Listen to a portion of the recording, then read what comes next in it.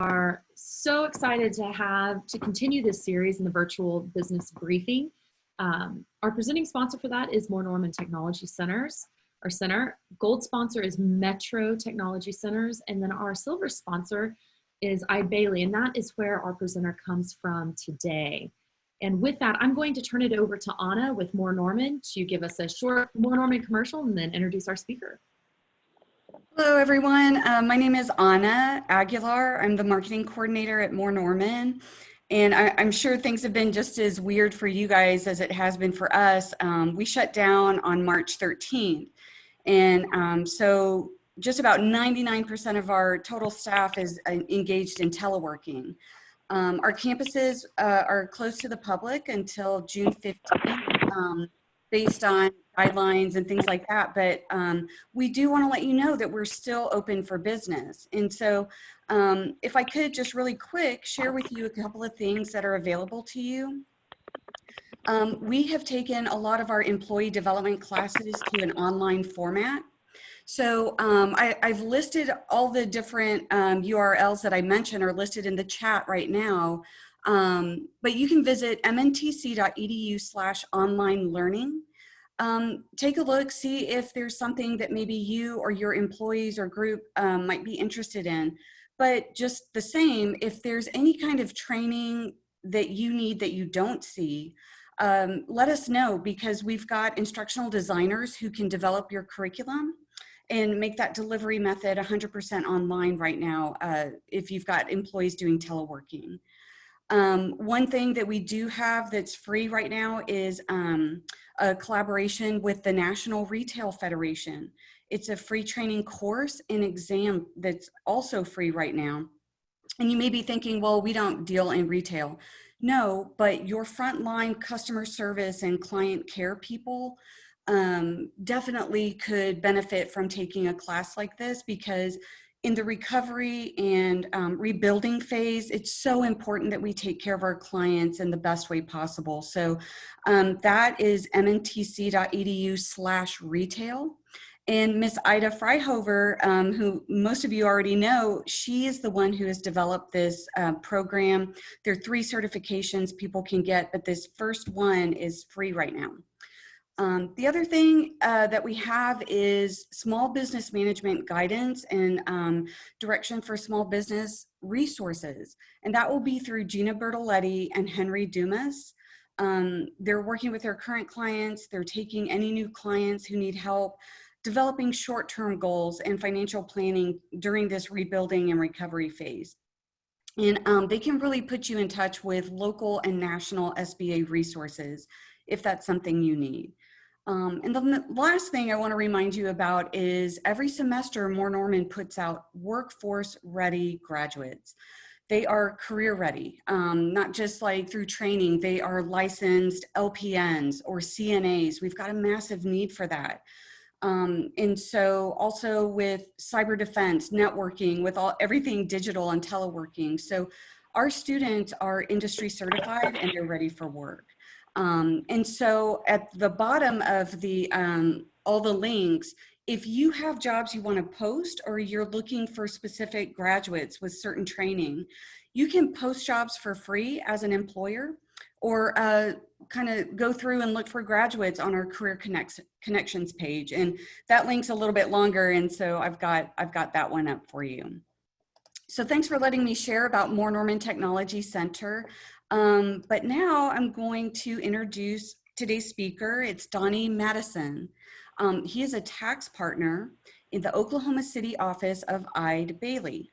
Donnie has over a decade of consulting with tax clients in a variety of industries, including construction, real estate development, trust and estates, and oil and gas services.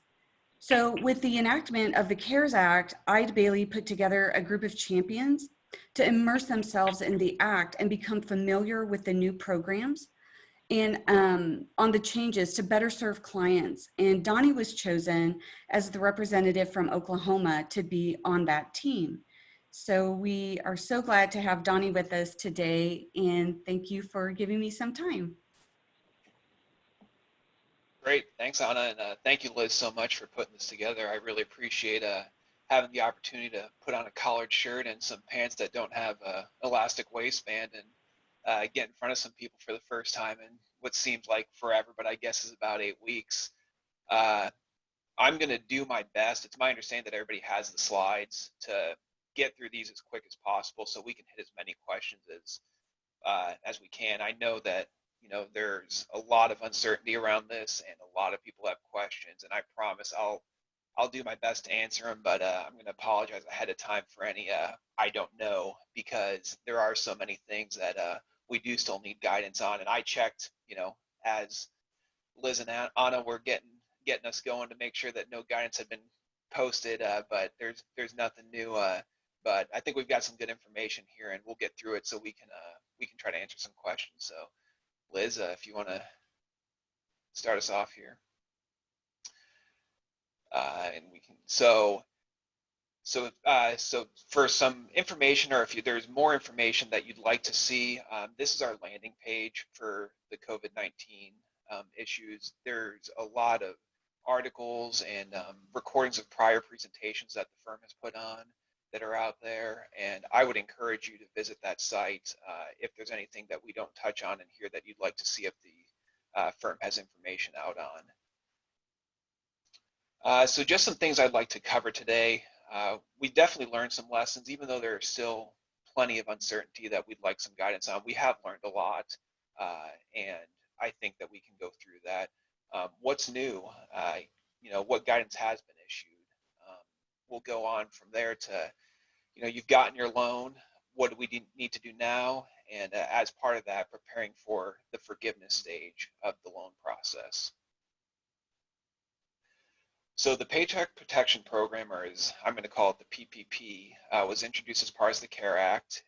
It's a temporary program, and what I mean by that is once the funds are gone, that's it, unless Congress decides to re-up it, which they've done once, but I would say the chances of them doing again, given the commentary that's out there, is probably not great. It's administered through the SBA as part of the 7A loan programs. We've got a lot of activity in this area. There's daily updates and changes that have been coming out. And the regulations that have been released along with the FAQs are on the Treasury website. So if you'd like to monitor it on your own, I would encourage you to look there. And the two main stages that we're going to be going through are the loan stage, so applying for the actual loan and calculating your loan amount, and then the forgiveness stage, which is kind of a big plus of this. So eligibility, the way the law was written originally, it just sounded like, small businesses were going to be people that had less than 500 employees. But the SBA and Treasury did come out with additional guidance that said, if you don't meet the small business concern definition under the CARES Act, there are some alternate measurements that you can use to see if you qualify. One of those being the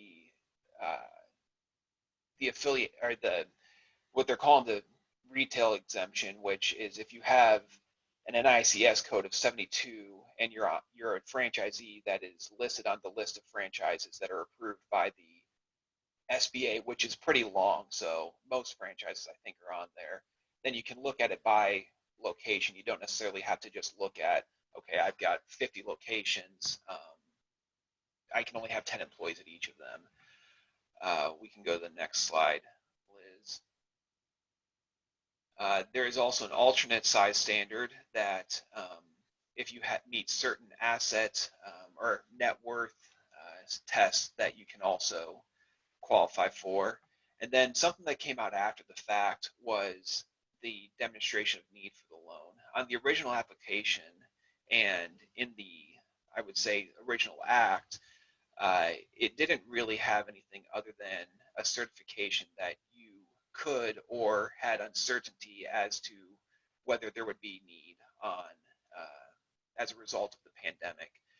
Since then, I think it was mainly because of, as I'm sure you saw in the news, there were, Bruce Chris was one that caught a lot of heat. A few other big employees, employers like Shake Shack, that took these loans that people probably think didn't really need them just because of other, guess, means to get cash. So they kind of upped the ante on the certification that you need to make and said that there has to be a need, and you need to be able to demonstrate that.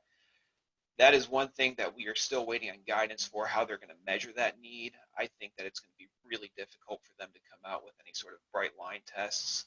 And, there's a lot of debate as to how much that need is going to come into play, just because it seems to go against the spirit of the original act.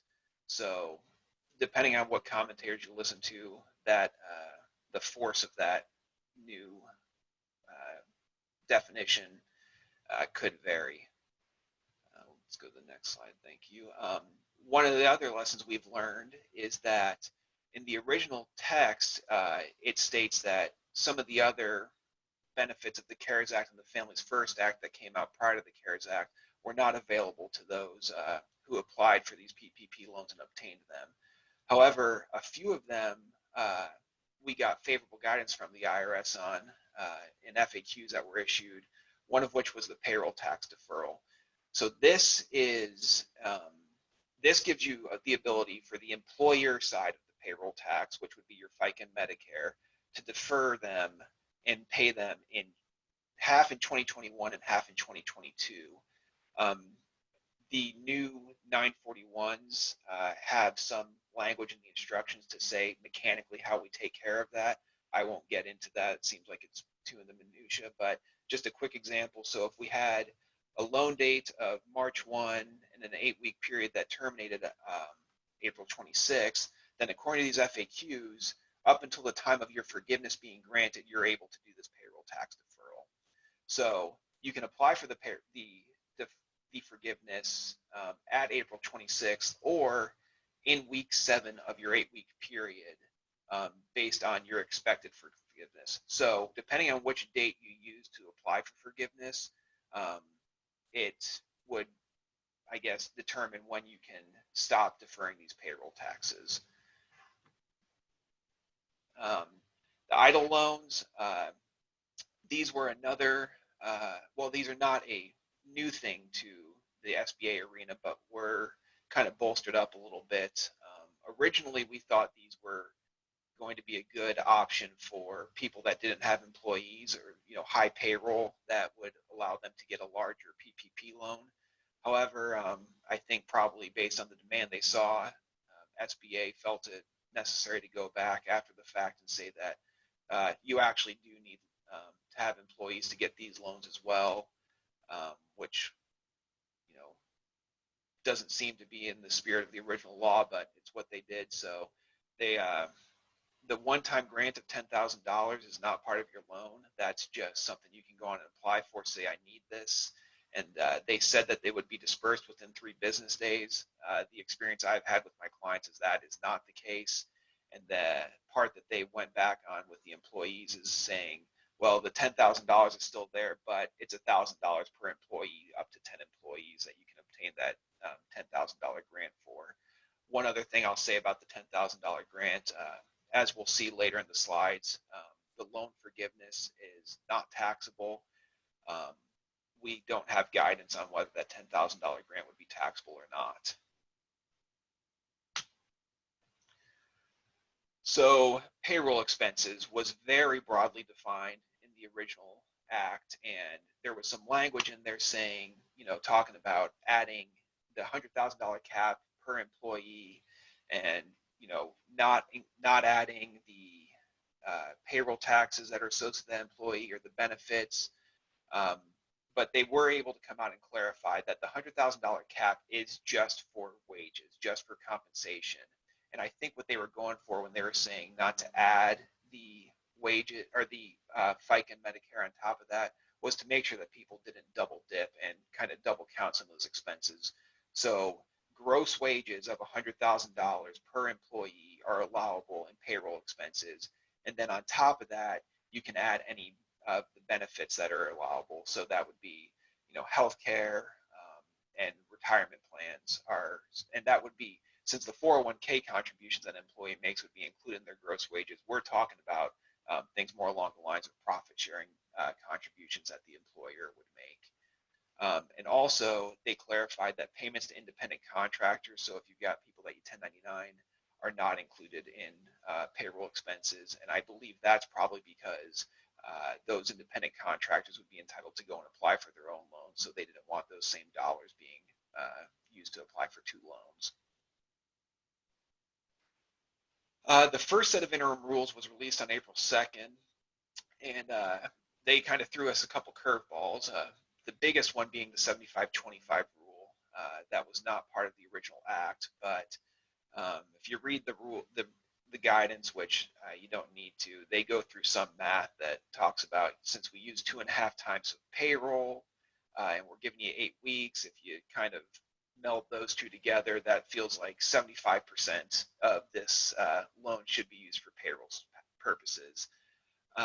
And then the 25% can be used for other covered costs, which I think we'll talk about later, but mainly include rent, utilities, and interest on mortgages and other notes. The Act does say that 75% of the loan proceeds shall be used for payroll costs. I am not an attorney, but it's my understanding that shall is not a term of art, and it seems that they were pretty intentional with using that language, and that they are going to stick by that and really mean that 75% has to go towards those. And I don't think that's just within the 8 weeks. I think that even if you don't spend your entire PPP loan within the 8 weeks, and it does turn into a loan that is amortized over 2 years, I think that 75% of payroll is still going to apply to the entire loan proceeds, not just what you spend during your 8-week covered period. That interim rule also talks about the certification that we touched on previously, so we can keep going. The 75% rule, for purposes of tracking that to make sure that you can prove it out to your banker, I would recommend that you keep really good records. A lot of people I know have had their loan proceeds deposited into a separate account.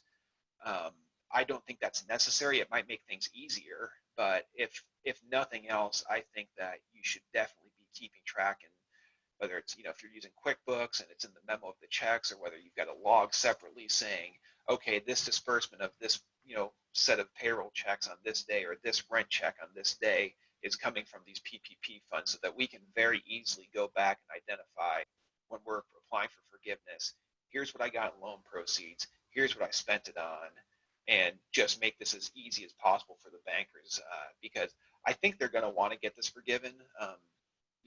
It seems to be the spirit of the law. I don't think the SBA really wants this money back, so we just need to make sure as borrowers that we're making it as easy as possible. We'll talk about the costs incurred and payments made a little bit later, but that is one thing that we still need additional guidance on. So the implications of not meeting the 75% rule are not known. Depending on who you listen to, there's varying opinions on what it means if you don't hit that. Everything from what people are calling the cliff theory, which you jump off a cliff and the loan isn't good, to a reduction in forgiveness, or maybe if you didn't get the entire amount spent, you just need to give what you didn't spend back. So quick example, $1 million loan, a borrower only spends $700,000 of it. 133 of the loan can go to non-payroll expenses. What happens to that 66,666 that is not forgivable because they didn't get it spent? We don't know. I think I would be shocked if they go as drastic as making the loan not good. I am of the opinion that it'll be somewhere between, you have to give some of it back to make sure that you get to the 75% spent on payroll, or they'll just do a reduction of your forgiveness. But this just gives even more reason to have your arms around this on the front end, because we don't want to have to figure all this out when we go and apply for loan forgiveness. We want to be ready, no matter what the answer is, to provide the documentation that we have. Another piece that came out, this is kind of going on a different track for a second. It was the Main Street Lending Program. This is a good program for people that maybe don't are not eligible for the PPP, whether that's because of size or or if they didn't get enough funds. But they're pretty favorable rates, and the loans can be anywhere from 1 to 25 million, and you can get it if you have up to 10,000 employees as opposed to the 500. So this is going towards a much bigger audience. While it's not forgivable, it is a true loan. The fact that you've got good interest rates makes this a pretty good alternative if the PPP is not an option, or if you sorry, it sounds like I need to speak up, or if the PPP funds that you got were not enough.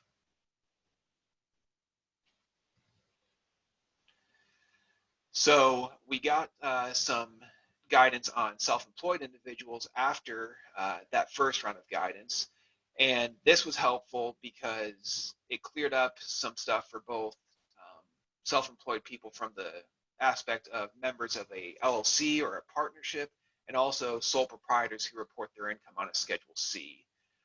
So we'll first touch on the K1, the members of an LLC or a partnership. And originally, the way the law was written, a lot of people thought that those people would be applying for their own loans if they felt that they needed them. However, they came back and said, no, even though you're self-employed, we're going to let you count up to $100,000 of your self-employment income as a general active partner in your loan calculation for the partnership. Now, general active partner is not a term that's defined in the tax code anywhere, or anywhere at all for that matter, but we interpret that as, basically any self-employment income, whether that be guaranteed payments or whether that just be payments from or income from the operations of a partnership. You get to count up to $100,000 of that as compensation in calculating your maximum loan amount. It is unclear, however, that how we're supposed to show that that is paid or incurred during the 8-week period. As we'll see on the next slide, they talk about using 8/52 of a Schedule C self-employed individual's earnings to calculate their amount. I would anticipate that a similar calculation would be done for a partner in a partnership. So for those sole proprietors, we have the Schedule C that we're going to use to calculate their maximum loan amount, and it has to be the 2019. You can't use your 2018. So even if the 2019 return hasn't been filed, you should fill out a draft 2019 Schedule C to try to come up with your amount. The reason they did that was they basically said that with the uncertainty and the difficulty to check the numbers on the 2018 return for a Schedule C, they felt that it was better that they just use 2019. So the line 31 net profit from the Schedule C is what's used to take the multiplier against to determine your maximum loan amount. And then for the 8-week forgiveness period, you can take 8/52 of that amount to determine your forgiveness. Now, there is a disconnect here in that they are using months to calculate one end of it and weeks for another, which makes the math a little bit hard to work on that 75-25% rule if a Schedule C self-employed individual does not also have employees. We're hoping for more guidance on this, but it's unclear right now as to whether that what they call compensation replacement piece that we're using for forgiveness also counts as a payroll cost in determining that 75% rule being met or not. So just a quick example in what the difference can be using those two amounts. So if we have a Schedule C that makes $48,000, to determine the maximum loan amount, we take 48,000 divided by 12 times 2.5 to get a $10,000 loan. 75% of that, which we believe needs to be used for payroll costs, would be 75,000.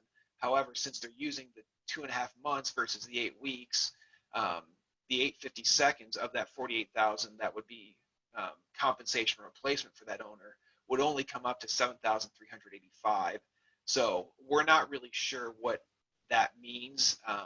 If that person's going to somehow fail the 75% test, that seems pretty punitive that they're using an apples to oranges comparison um, in calculating those two amounts. But we don't know at this point, and we just need more guidance on that. So some planning points for this. Don't forget during your 8 weeks that the clock actually begins on the date the loan is funded. Some banks were originally doing, I guess, tranches of funding. The SBA has come out since that has happened and said, if you did that before now, that's fine. But going forward, you only can make the deposit once. So the entire loan proceeds is sent out all at once. So that cleared up some people's questions about, well, I got this in 3 different tranches. Which tranche starts my 8 weeks? So we know now that from the date of your original funding, the 8-week clock is running. We talked about the 75% rule. We talked a little bit about using a separate bank account. If you don't do that, I suggest that you have some sort of measure that you're using to track those expenses. And there needs to be a big focus on payroll expense because that seems to be the big driver that they're looking for forgiveness, since the spirit of this law, as they said, was to keep people out of unemployment lines and on people's payroll. So like I said earlier, a big emphasis has been put on planning for the planning and modeling on the front end. We don't want to wait till the end and have it be too late. I strongly suggest that you get with your CPA or whoever your advisor may be to do some of this planning and modeling. And if you don't have someone that can do that for you, we can definitely help out with that. Talked about a separate account, not required, but could be advisable just from a simplicity standpoint. Don't need to beat that up anymore. Covered period is 8 weeks from the loan. Forgiveness, as we talked about, is the sum of the payroll, is the sum of 75% for the payroll cost, then interest on covered mortgage obligations, payments on rent, and covered utilities. I will say that the covered cost definition includes interest expense. However, in the forgiveness language, it only talks about mortgages. That is something we're looking for some more guidance on. I think that for now, it is the safest thing you can do is assume that you can spend the proceeds on any interest, but only the interest that is on loans that are secured by property are going to qualify for forgiveness. So while you may be able to use it on your bank loan, it may or may not be forgivable. And also for the 8-week covered period, the rent, we'll talk about this a little bit more when we talk about incurred versus paid. Rent and utilities, though, I think one of the reasons I think that they'll go more towards an incurred is because it's going to be really difficult for people to show that they paid rent for half of a month if their rent is due in the middle, or if their 8-week runs in the middle of the month. Same thing with utilities, but we'll touch on that in a minute. I guess we'll touch on it now. So incurred versus paid, those in the accounting world, those kind of sound like two different things. One is an accrual basis and one is a cash basis. So the reason I am of the opinion, I think that they will move more towards an accrual basis concept on this, just because if you think about it logically, a utility company is not going to give you a bill in the middle of the month if that's when your 8 weeks runs for you to stroke a check to them for.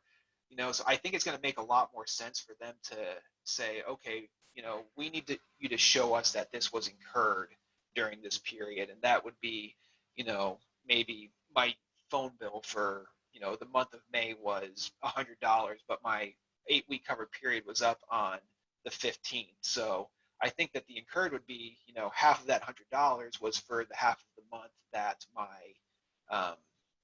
my covered period was under, and then maybe the paid piece of it is just showing, okay, here's where we paid that check, and just show that, you know, those costs were actually incurred and necessary during our 8-week covered period. However, and that we use the PPP funds to pay them, but not necessarily every check was written during that period. But that is something that they're going to have to clarify, and we will get more guidance on eventually. It's just, you know, people's 8 weeks are starting to come up now for people that got the loans early. So it's more a function of, you know, those people want to start applying for forgiveness now, and what means do they need, or what calculations they need to do that. And I would strongly suggest that you get with your banker to see what they think on that front as well. So there's a couple of haircuts that they've put in there to that can limit your forgiveness as well, that some people were not aware of.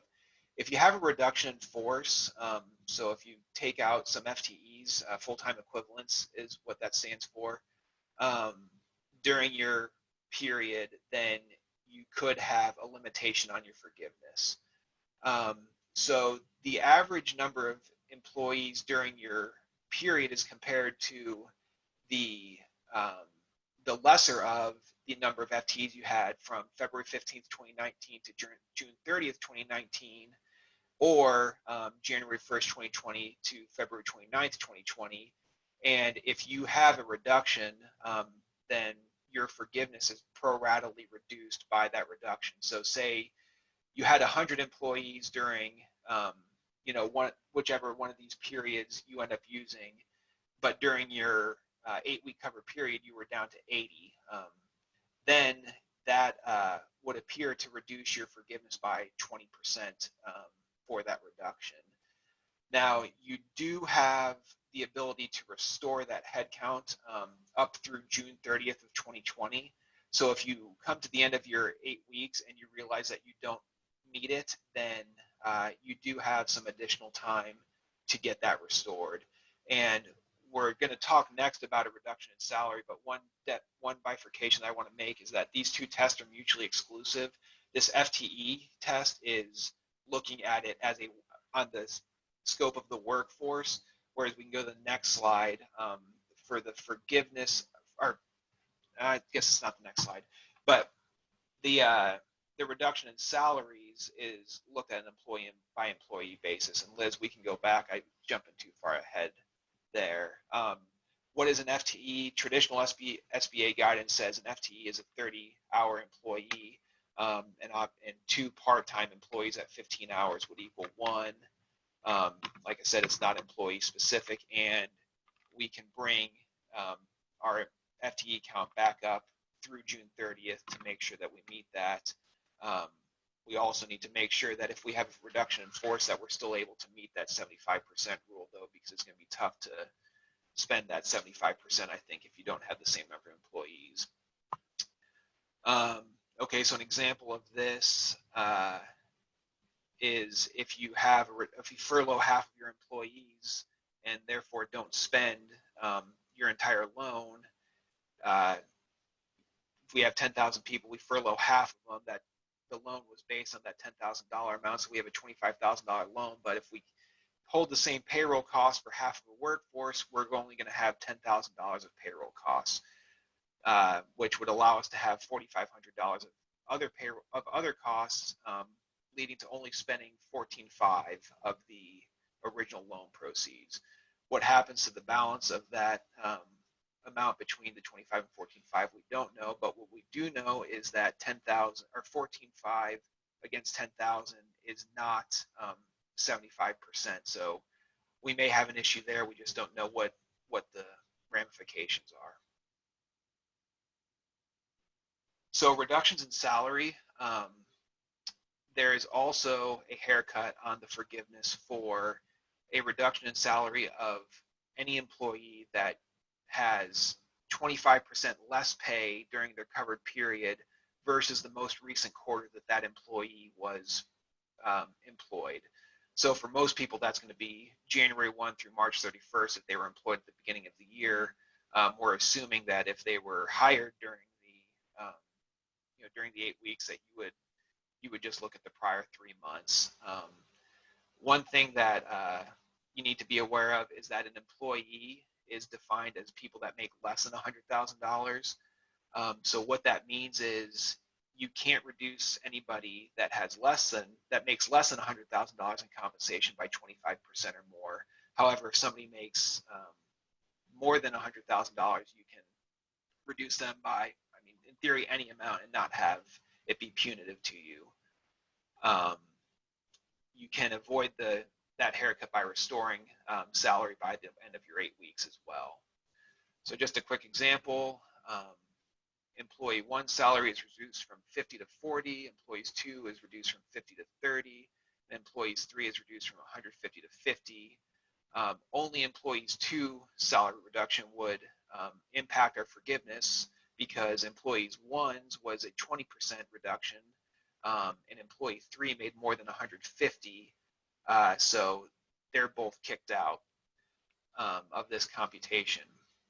We do need more guidance because it seems like it's apples to oranges to compare this 8-week period to a prior quarter of wages to determine whether there was a reduction or not. That I don't think that is fair, and we're hoping for favorable guidance on that. So just a couple of quick summary points. During the 8-week period, be sure to avoid FTE reductions to the best of your ability. We should be striving to make sure we hit 75% of the loan proceeds being spent on payroll cost, both from a standpoint of getting full forgiveness and the uncertainty as to what would happen if we did not do that. If FTE counts are reduced, we can try to get the best comparison period that is possible and restore the FTE count to that period by June 30th. During the 8-week covered period, you should try to avoid reducing an employee's compensation by 25% or more. And then, like I said previously, when I say employee there, I mean those making less than $100,000. And if pay is reduced by 25%, then we can try to restore that by June 30th and not have the haircut as well. So the forgiveness stage, we know from the law, or from the act, that forgiveness of the debt is not going to be taxable. They explicitly said that it's not going to be subject to Code Section 108, which is where the discharge of indebtedness rules come from and can result in taxable income. The IRS did issue Notice 2020-32. I think that was last week or maybe late the week before, saying that expenses paid with PPP funds are not deductible. That is a big point of contention right now. I personally don't agree with that. The argument that they made to come to that conclusion was that Code Section 265, which for all the non-accountants, which I hope for your sake is all of you, says that if you have if you have deductions that are coming from tax-exempt income, the biggest example I can think of on that would be if you have, muni bonds or something that are kicking off tax-exempt interest income, and there's, bond premiumization, or if there's, investment fees that are associated with those expenses are not deductible. The biggest difference that they didn't address between this is that 265 speaks specifically to tax-exempt income. The genesis of these deductions is not income, it's from a loan. They've already said that the discharge of the forgiveness of this loan is not income. So in my opinion, you can't define this as income, so 265 shouldn't apply. There are a lot of people fighting that right now, and there is a lot of pressure from Congress and the industry, the accounting industry, for the IRS to reconsider that. I would imagine that's going to end up in tax court if the IRS doesn't come back and say differently.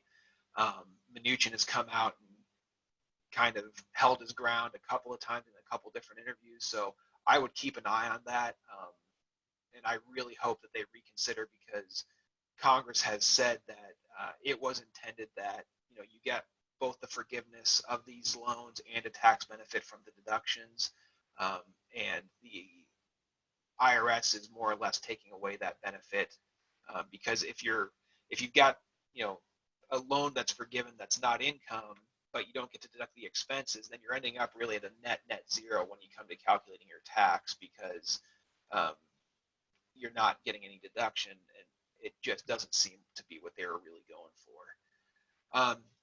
In Oklahoma, I think we're okay, but if you're doing business in other states, keep an eye on what those districts are, or their taxing authorities are doing.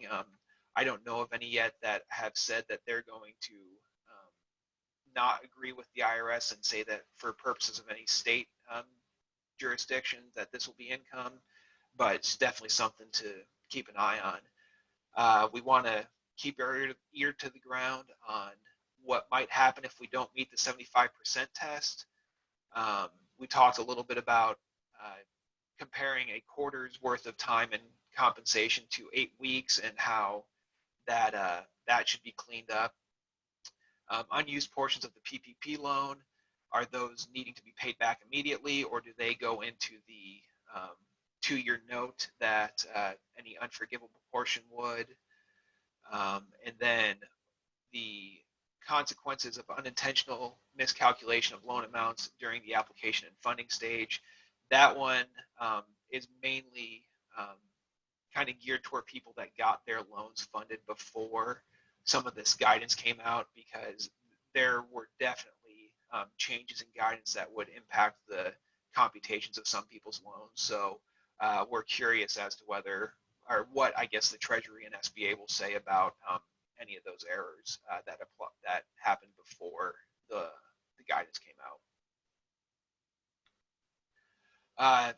As I'm sure those of you that got the funding already, the application process could be a little arduous, but getting that documentation together, I would anticipate that you should start gathering the same documentation to support your forgiveness,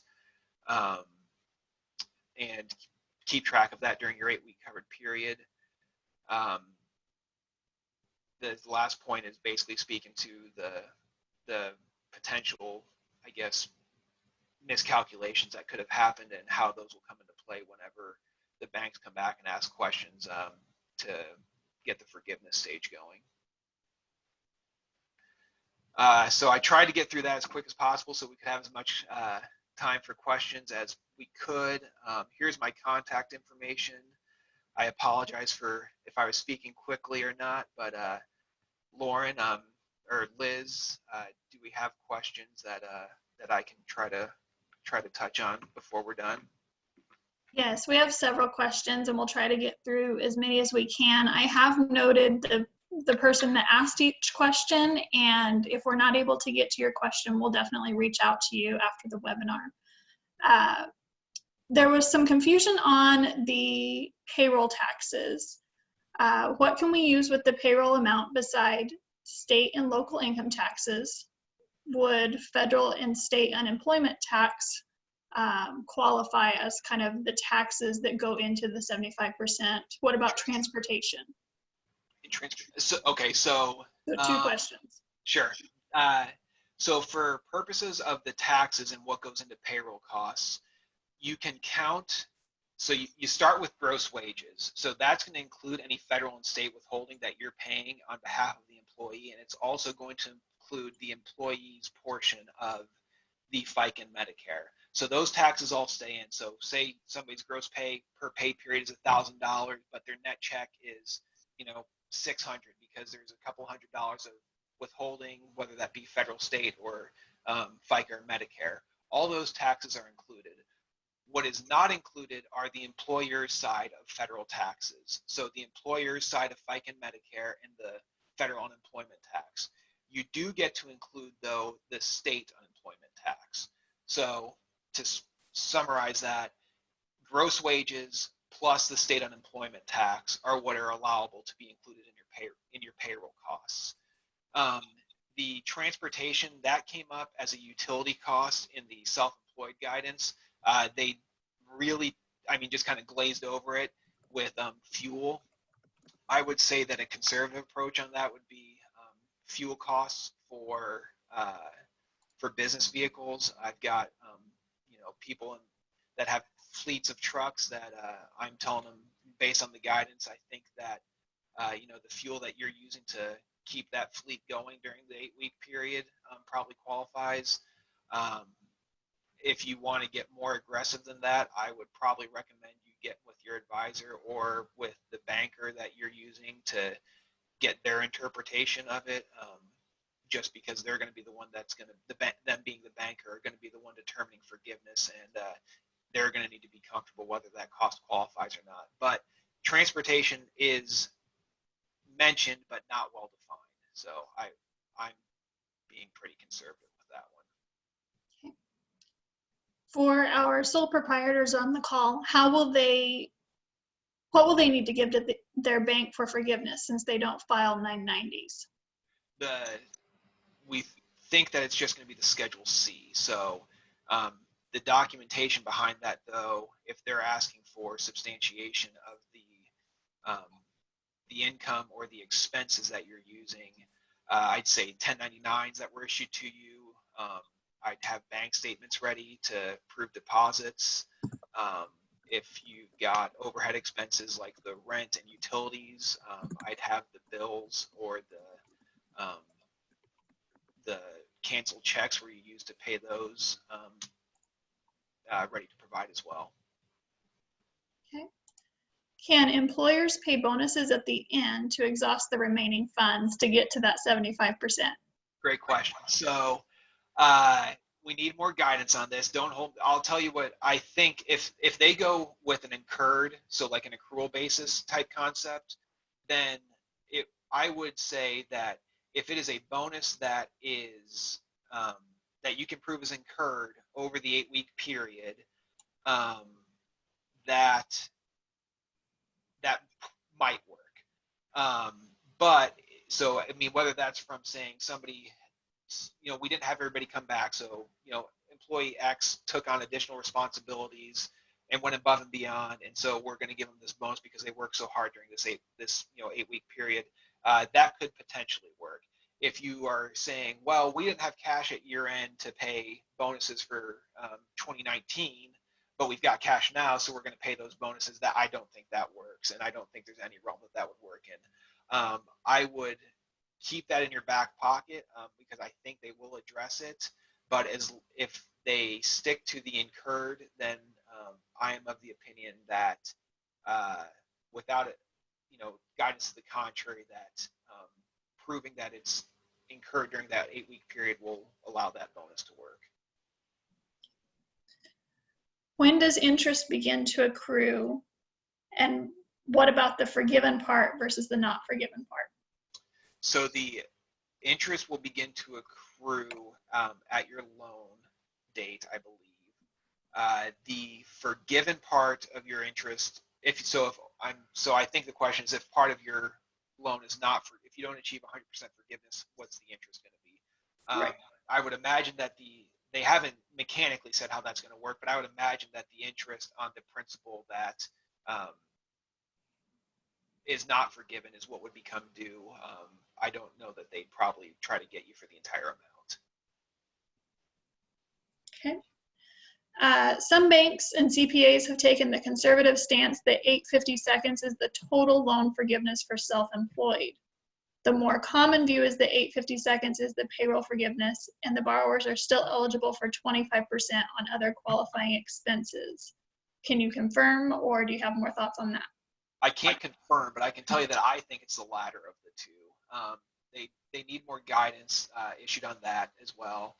I think that the most unclear part of that is if that 850 seconds of the income that they're calling income replacement qualifies as a payroll cost, because meeting that 75% test, if you don't have any employees, is impossible just based on the 2.5 months versus 850 seconds math. I think that the rent and utilities and other costs that are allowable for overhead on any other business are probably going to be, or should be allowed for the self-employed individuals as well. But I have seen the commentary where they've said that they think it's just a blanket 850 seconds is the forgivable part and the rest is a loan. But I don't think that's going to be the answer when the dust settles.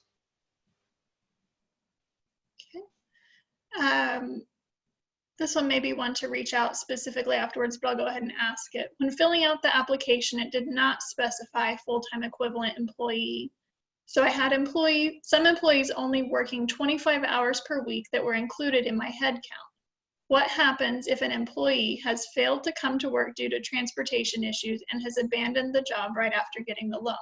Do I need to replace this employee for the head count by June 30th? Yeah, I would say the safe answer would definitely be to replace that employee. There's not any leniency really that's been given on, other than the newest guidance did say that if you had an employee that you had to furlough and then got a PPP and offered to bring them back and they refused to come back, they have said that that person will not affect your reduction in force calculation.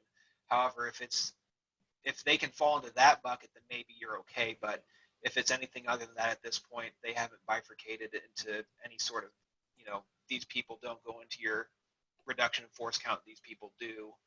So I would say the safe thing to be, unless you can say that you offered them the job and they refused it, the safest answer would definitely be to replace them.